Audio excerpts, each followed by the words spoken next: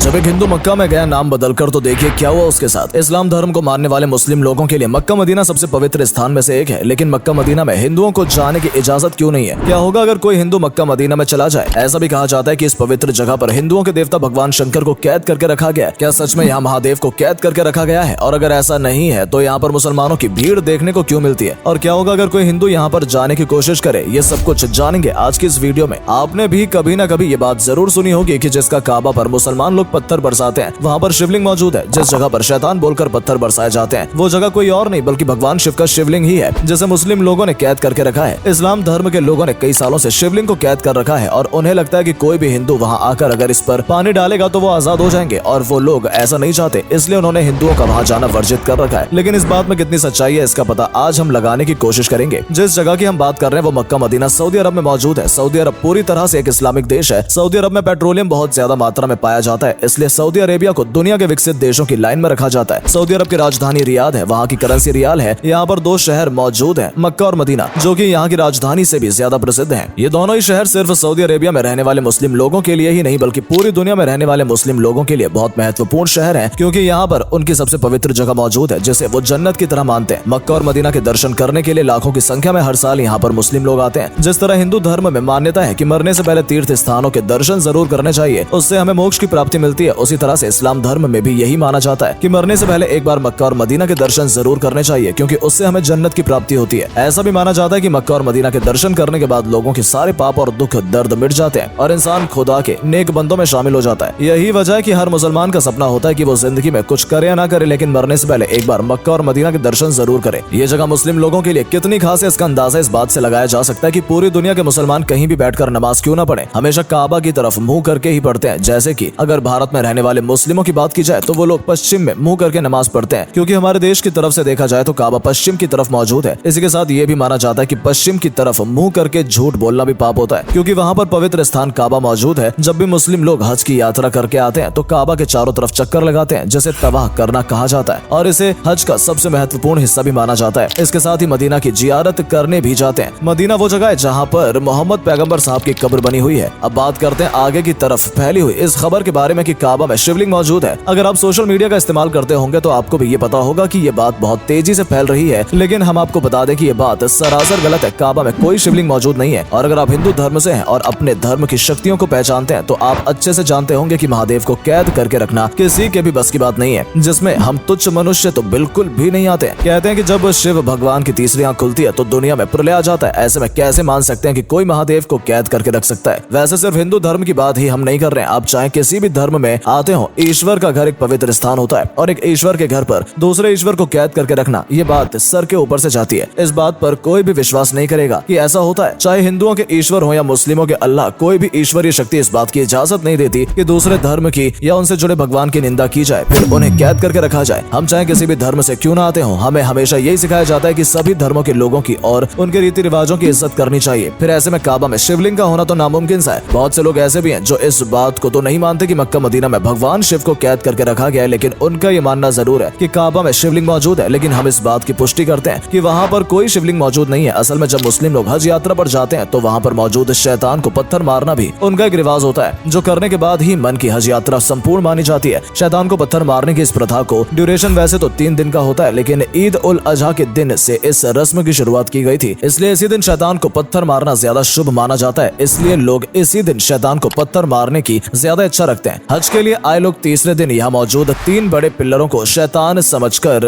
उन्हें पत्थर मारते हैं और अपनी रस्म अदा करते हैं। इस रस्म को करने के साथ ही हज की यात्रा भी पूरी हो जाती है। अब हिंदू धर्म को मानने वाले कुछ लोगों का ऐसा कहना है कि ये जो 3 पिलर हैं ये शिवलिंग है और इनके अंदर ये शिवलिंग की स्थापना की गई है, लेकिन ऐसा बिल्कुल भी नहीं है। ये सरासर गलत अफवाह है। असल में जब अल्लाह ने हजरत इब्राहिम से कुर्बानी में उनकी पसंद की चीज मांगी तो हजरत मोहम्मद के लिए उनकी औलाद से ज्यादा पसंदीदा कोई चीज नहीं थी, क्योंकि उनकी औलाद काफी बुढ़ापे में पैदा हुई थी और वो अपनी औलाद से बहुत ज्यादा प्यार भी करते थे। लेकिन जब अल्लाह ने कुर्बानी मांगी तो उन्होंने अपने चहेते बच्चे की कुर्बानी देने का फैसला किया, और जब वो अपने बेटे को लेकर कुर्बानी के लिए जा रहे थे तभी रास्ते में एक शैतान मिला, जिसने हजरत इब्राहिम से कहा कि वो क्यों अपने बेटे की कुर्बानी दे रहे हैं। इतने सालों बाद बुढ़ापे में पैदा हुए बेटे की कुर्बानी कोई कैसे दे सकता है? अल्लाह के कहने पर ऐसा किया जा सकता है। हजरत इब्राहिम ने सारी बात सुनी और सोच में पड़ गए और अपने बेटे की कुर्बानी देने का इरादा भी डगमगाने लगा, लेकिन फिर उनको ध्यान आया कि मैं गलत सोच रहा हूँ। अल्लाह का हुक्म सबसे पहले आता है और वो अपने बेटे की कुर्बानी देने के लिए ले गए। कुर्बानी देते समय उनका मन विचलित न हो जाए इसलिए उन्होंने उन्होंने अपनी आंखों पर पट्टी बांध ली। लेकिन अल्लाह कैसे किसी के साथ गलत होने दे सकते थे? वो तो सिर्फ हजरत मोहम्मद की परीक्षा ले रहे थे, जिसमें वो पूरी तरह से पास हो गए। यही वजह थी कि अल्लाह ने बेटे की जगह एक बकरी को खड़ा कर दिया और तभी से बकरा ईद के दिन बकरे की कुर्बानी दी जाने लगी और ये परंपरा तभी से चली आ रही है। यही वजह है कि जब हज यात्री जानवर की कुर्बानी दे देते हैं तो ये उसी शैतान को पत्थर मारने पहुंच जाते हैं जिसने हजरत मोहम्मद को भड़काने की कोशिश की थी। इस रस्म को